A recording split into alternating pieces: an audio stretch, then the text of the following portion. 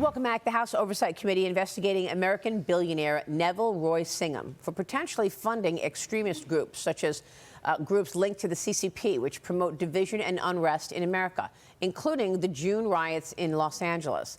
Oversight Committee Chairman James Comer and Florida Congresswoman Paulina Luna wrote a letter to Treasury Secretary Scott Bessent to request a probe into Singham's funding activities and possible failure to register under the Foreign Agents Registration Act. They write this: "It is imperative that we expeditiously halt the continued flow of funds and material support for malign activities conducted at the behest of the CCP." Joining me now is the woman herself, Florida Congresswoman Paulina Luna, a member of the House Oversight and Foreign Affairs Committees. Congresswoman, it was wonderful to see you the other day at the Charlie Kirk Memorial. Thanks very much for being with us this morning. Very happy to be back, Maria. So I want to ask you about this letter that you wrote to Secretary Bessent. Tell us specifically what Neville Roy Singham is doing in your view.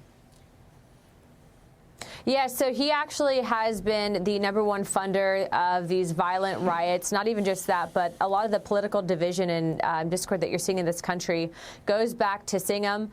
He obviously is a massive ally of the Communist Chinese Party and has actually made his billions directly working with them, only to in turn funnel those efforts into organizations like the Party of Socialism and Liberation.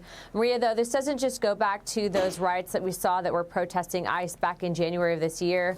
This actually is a lot more nefarious. He has over, I believe it's 12 different groups that he's funding, one of which actually has ties to the Salt Lake City queer group that was responsible or being looked at for the assassination of Charlie Kirk. And so what we're finding is these organizations specifically that are focusing on issues that are dividing us, whether it's based on race or class, don't necessarily even care about those topics at hand. They're just using it in an effort to sow discord. And as you're seeing with these violent riots, the money's going back to China. He's not a registered foreign agent, and so he needs to be investigated. And I've also forwarded it to the Department of Justice as well. Well, that's just incredible, because for a long time I have felt that there is this Marxist thread raging through America and that it is coming from the CCP. Is it just to disrupt life in America? I mean, what is the point of funding, and what specifically is he paying for? Yeah, so it's not just to disrupt. In fact, Neville Singham is an open, self-declared Maoist. He absolutely does not like what this country stands for, and so what these groups are doing, everything from funding, the Democrat Socialists of America, going into funding counter-Israel efforts, counter-America efforts. But what they're attempting to do is, if they can sow enough discord here and back elected officials, especially that support these ideologies that would essentially put the United States as #2 in the global order, it is my opinion and belief that he is working on behalf of the Chinese government to essentially break America. And that's what, unfortunately, some of these groups are doing. You'll see that the left-wing media has largely just been focusing on the clickbait content, but not actually looking at who's funding it.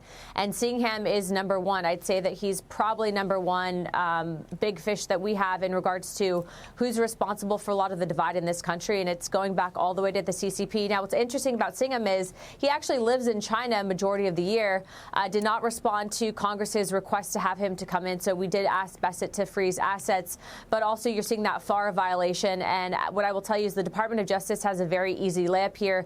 They could actually bring charges against him. At the time, Senator Rubio had actually written, when he was ahead of Senate Intelligence Committee, to Merrick Garland asking him to do this. Merrick Garland never acted, but we have all the evidence and ability to do so. So I'm encouraging both the Attorney General as well as our Treasury Secretary to act now. So there are assets that he owns in America that could be frozen. Correct. Yeah. All right. Well, we're going to talk with the Treasury Secretary this morning, so I will ask him and follow up on your letter about this. Thank you. I want to get your take on President Trump canceling his planned meetings with Democrats, Chuck Schumer and Hakeem Jeffries. The president said what they're asking for is unserious and ridiculous demands to prevent a government shutdown next week. Jeffries responded to the president yesterday. Here's what he said. Watch. Democrats are ready, willing, and able to sit down with anyone at any place at any time. It's clear that Donald Trump and House Republicans and Senate Republicans are running scared, which is why they refuse to even sit down and have a conversation to discuss the Republican government shutdown and the health care crisis that is going to cause people in the United States of America to die. Well, I think there was enough drama in that. People will die, Congresswoman. The president left the door open for future negotiations, posted on Truth Social to the leaders of the Democrat Party. The ball is in your court. I look forward to meeting with you when you become realistic about the things that our country stands for. Do the right thing. Congressman, where do you think this is going? Will we, in fact, see a shutdown next week? I don't want to bet against Trump. If it does end up happening, I think the Democrats would own that, and they have a lot that they're struggling with in regards to their messaging. So I don't know that we'll actually see a shutdown. But what I will tell you, Maria, is I heard Hakeem Jeffries on the floor literally say he would never support what the Republicans had put forward in regards to keeping the government open. And so I think that President Trump made the correct decision because they want the clickbait. They want to be able to fundraise off of saying that they're resisting the president, but they're not actually serious about negotiations. And so I'm definitely going to leave President Trump to do what he does best and broker that deal. But it's ridiculous that they want to keep even COVID level spending in this. It shouldn't happen. We can't afford it. Yeah, I mean, look, this stare down is going to continue until Tuesday, I guess, when government runs out of money.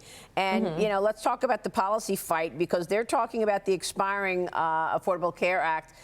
Subsidies, 22 million Americans, is $30 billion a year, while the political fight is over the future of the Democrat Party, because they've got their own infighting there. But your colleague, Clyde, Congressman, joined me the other day and really told us exactly what the Democrats want here. Here's what he said. Watch. Andrew Clyde. I think what he's talking about are the COVID-era subsidies for Obamacare. Not one Republican has ever voted for it. It's a problem. We're not in COVID anymore. So I think this is an issue of what's not in the bill. This is a clean funding or spending freeze, rather, for the next 2 months so that we can get the appropriations process completed. So do you expect to get the appropriations process completed? And, I always say, and I've been saying, I don't know how it's possible that you could say you want to go back to pre-COVID spending and then all of a sudden say that you want all of these subsidies, Obamacare subsidies, in this, in the funding so that government doesn't shut down. Yeah, we can't, frankly, Maria, we can't afford to continue the path of reckless spending. And a lot of what these people, just in general, Washington, is they're uncomfortable with going back to pre-pandemic. Well, guess what? We're not in a pandemic anymore. Representative Clyde was correct, though. This is a clean CR. But the appropriators and the cardinals who are ahead of those different areas need to put something on the floor. I'm not really a fan of CRs, and I'm not necessarily a fan of omnibuses. And so I hope that that's not where we're headed. But ultimately, I understand that this administration needs some wiggle room in an effort to bring forward their policies, and so that's why we've been so supportive. But look, what we're dealing right now is with half of the conference, right? The Democrat half that actually wants to be obstructionist rather than provide a plan, and so they're not actually serious about working with the president and negotiating. And so I hope that the president and the speaker stand firm in their positions, and if there is a shutdown, then it's going to be on them. Ashley Davis, good move that the president canceled the meetings? Yes, absolutely. There is absolutely no way that they would have negotiated in good faith. They asked for $1 trillion more. Congresswoman, it's great to see you this morning. Thank you. Thank you. All right, Paulina Luna joining us. We'll be right back. Stay with us.